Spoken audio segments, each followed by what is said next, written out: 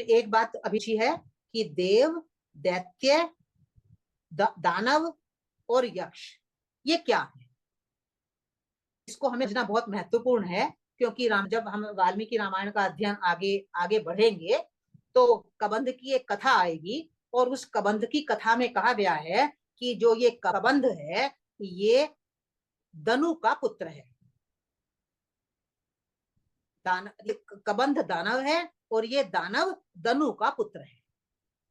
तो किसी विशेष पर्पज से कही गई है ये बात वहां पर, नहीं तो कह देते कि कबंध राक्षस है, क्योंकि कबंध भी तो दैत्य जैसा ही है। वहां पर कबंध ये दैत्य है और ये इसको मारना है राम को, लक्ष्मण को, पर वहां पर कबंध को दानव कहा गया है, दैत्य नहीं। फिर हिरण्यकशिपु को, हिरण्याक्ष को दैत्य कहा गया है, उनको दानव नहीं कहा गया है, तो वहां दैत्य क्यों कहा गया है उनको? तो ये सब विशेष अर्थ रखते हैं। फिर यक्ष कहा गया है, इस कथा में ही कहा गया है कि ताटका पहले यक्षिणी थी, फिर वो राक्षसी बन गई। तो थोड़ा थोड़ा अंतर है इनमें, वो मैं आपके सामने रखती हूं। अब हम अज्ञान में स्थित होते हैं, अपने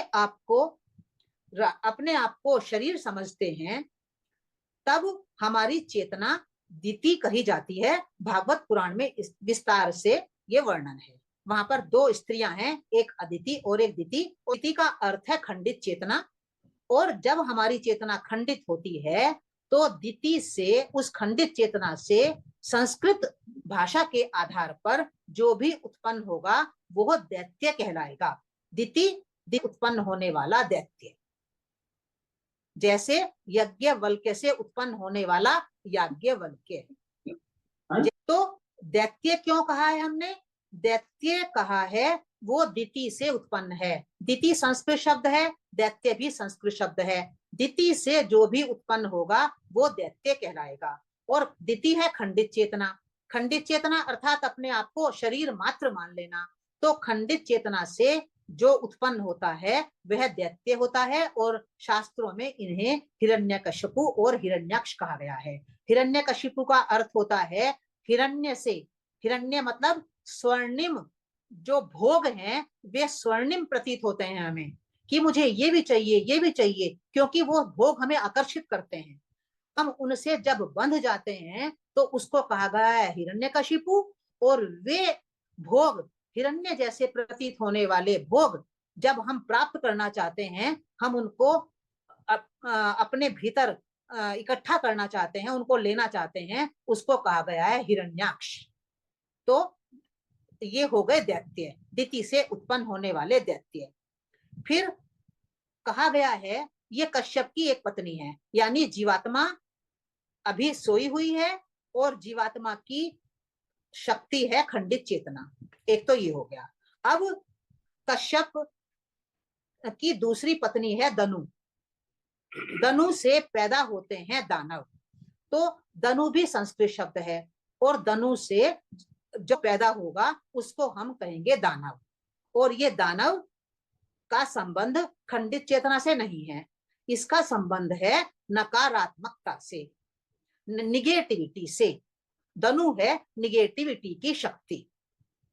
जब जीवात्मा सोया रहता है तो उसके भीतर निगेटिविटी प्रबल रहती है, और उस निगेटिविटी को कहा गया है हमारे शास्त्रों में कि ये कश्यप की दनु नाम की पत्नी है।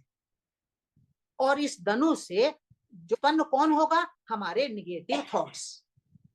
निगेटिव थॉट्स उत्पन्न होंगे। और जो कबंध की कथा है वाल्मीकि रामायण में, तो वो कबंध भी निगेटिविटी का वाचक है। जब पढ़ेंगे तब हमें स्पष्ट हो जाएगा। फिर तीसरा है यक्ष। तो यक्ष किसे कहते हैं? तो यक्ष है हमारी पॉजिटिविटी का वाचक।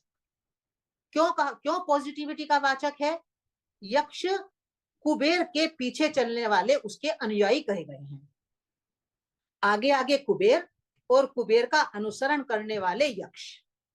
तो कुबेर कौन है? कुबेर है धनात्मकता, पॉजिटिविटी। हमारी जो पॉजिटिविटी है, जब मैं आत्म स्वरूप में रहती हूं तो मेरे भीतर पॉजिटिविटी ही इकट्ठी होती है, मैं निगेटिविटी का सोचती भी नहीं हूं जब मैं आत्मज्ञान में रहती हूं। तो कुबेर को कहा गया है कि वो के पास कौन कौन सी पद्म मणि, महापद्म मणि, ये कुबेर के पास मणियां हैं बहुत बड़ी बड़ी।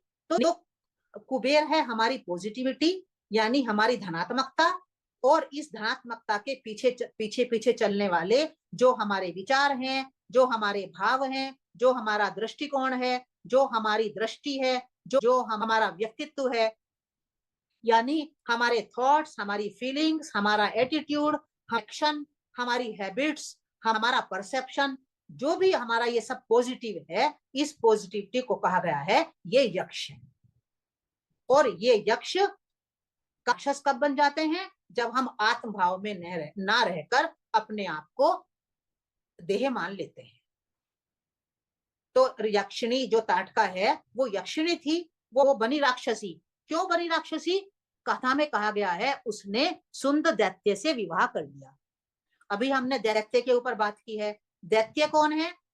हम भोग लालसा, जितने भी भोग है वो मुझे मिल जाए, हम भोगों से चिपके रहते हैं। तो सुंद दैत्य से विवाह करने पर, अर्थात भोगों से चिपक जाने पर, जो वो यक्षिणी थी, जो वो हमारा एटीट्यूड था पॉजिटिविटी का, जो हमारे पॉजिटिव थॉट्स थे, वो सब बदल जाते हैं और वे राक्षस भाव में रूपांतरित हो जाते हैं। दोनों बातें हमारे भीतर चलती है ना हमेशा। आज मेरे भीतर देह भाव है, मैं अपने आप को देह मानकर चल रही हूं, पर अब यह आवश्यक तो नहीं है कि मैं हमेशा अपने को देह ही मानूं। हो सकता है महीने 2 महीने में, साल 2 साल में मैं आत्मस्वरूप में स्थित हो जाऊं। तो जब मैं आत्मस्वरूप में स्थित हो जाऊंगी तो जो मेरा ये देह भाव है ये समाप्त हो जाएगा, और जो मेरी ये निगेटिविटी है और जो मेरी ये भोगों की लालसा है, ये भोगों से, जागतिक भोगों में जो ये मेरा रचना पचना है, ये समाप्त हो जाएगा और मैं पॉजिटिविटी में आ जाऊंगी और मैं कहूंगी जो भी है सब ईश्वर का है। तो ये हमारी पॉजिटिविटी है। फिर दैत्य हो गए, यक्ष हो गया, दानव हो गया, अब एक बचे राक्षस।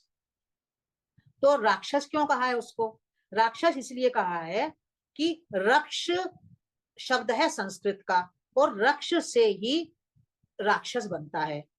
तो रक्ष किसे कहा गया है? रक्ष का संस्कृत में अर्थ होता है राक्षस, रक्षा करना। किसकी रक्षा करना? देह भाव की रक्षा करना। रक्ष जो हैं, राक्षस जो हैं, वो उन्हें राक्षस क्यों कहते हैं? क्योंकि देह भाव की रक्षा करते हैं। हमारे भीतर जितने भी ये जागतिक विकार पड़े हुए हैं, आशा, अपेक्षा, कामना, वासना, ये राक्षस हैं हमारे भीतर के। तो ये राक्षस क्या कर रहे हैं? हमारी वासना, हमारी कामना, हमारी आसक्ति हमारे देह भाव को मरने नहीं देती, हमारे देह भाव को जिंदा रखती है। तो देह भाव को रक्षा करने के कारण ये जो हमारे फिर थॉट्स हैं, हमारे जो फीलिंग्स हैं, हमारा जो एटीट्यूड है, वो राक्षसी हो जाता है, और इसलिए हम उसको कहते हैं राक्षस। रक्ष अर्थात देह भाव की रक्षा करने के कारण हमारे भीतर जो राक्षसी भाव पैदा होता है, उसको हम कहते हैं राक्षस। अब एक शब्द और असुर भी शब्द है पुराणों में। तो असुर, आसुरी भाव, आसुरी भाव से असुर पैदा होते हैं। तो असुर का मतलब क्या है? असुर। आप असुर को अलग कर दीजिए, सुर अलग कर दीजिए। सुर कहते हैं देवता को, और उसमें जब हम लगा देते हैं तो वो हो जाता है असुर। तो देवता से विपरीत, जब हम देवत्व हमारे भीतर नहीं रहता, देवत्व के विपरीत भाव हमारे भीतर आ जाता है, तब वो हो जाता है असुर। तो कथा कहने वाला कथावाचक है, कभी तो वो आसुरी शब्द का प्रयोग कर लेता है, कभी वो दैत्य शब्द का प्रयोग कर लेता है, कभी वो राक्षस शब्द का प्रयोग कर लेता है। सब है ये आसुरी भाव ही, राक्षसी भाव ही, दैत्य भाव ही,